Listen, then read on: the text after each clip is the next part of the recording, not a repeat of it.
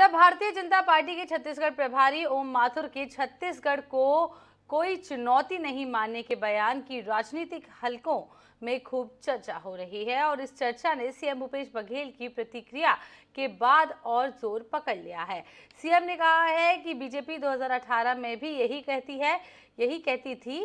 चर्चा में यह कहा जा रहा है कि बीजेपी का यह अति आत्मविश्वास उसे ले न डूबे।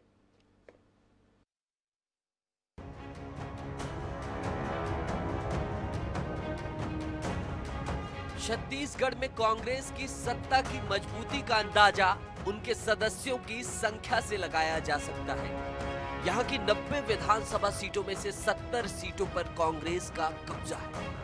15 साल सत्ता में रही बीजेपी वापसी के लिए संघर्ष कर रही है। इसके लिए बीजेपी ने संगठन से तमाम पुराने चेहरों को बदलने की कवायद की है। इधर पहली बार अपने प्रभार वाले राज्य में आए ओपी माथुर आत्मविश्वास से लबरेज नजर आते हैं। भारतीय जनता पार्टी हर चुनाव को चुनौती मान के चलती है और इसलिए भारतीय जनता पार्टी चाहे छोटा हो चाहे बड़ा हो चुनाव और हर जगह चुनौती। और मेरे सामने ऐसी बहुत चुनौतियां आई है।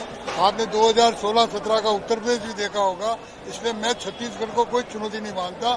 निश्चित रूप से आने वाला समय छत्तीसगढ़ के भारतीय जनता पार्टी का होगा। बीजेपी के छत्तीसगढ़ प्रभारी ओम माथुर के इस बयान पर छत्तीसगढ़ के सीएम भूपेश बघेल की प्रतिक्रिया आई है।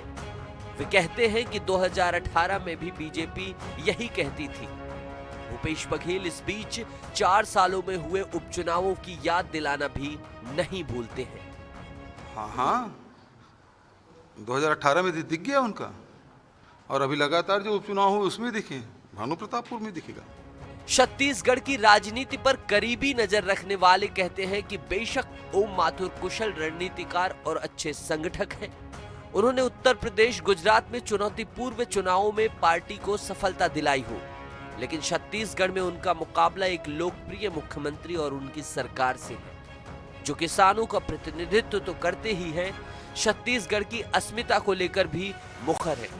ऐसे में छत्तीसगढ़ को चुनौती न मानना कहीं बीजेपी का अति विश्वास साबित न हो जाए। Bureau report, IANS 24/7 Raipur.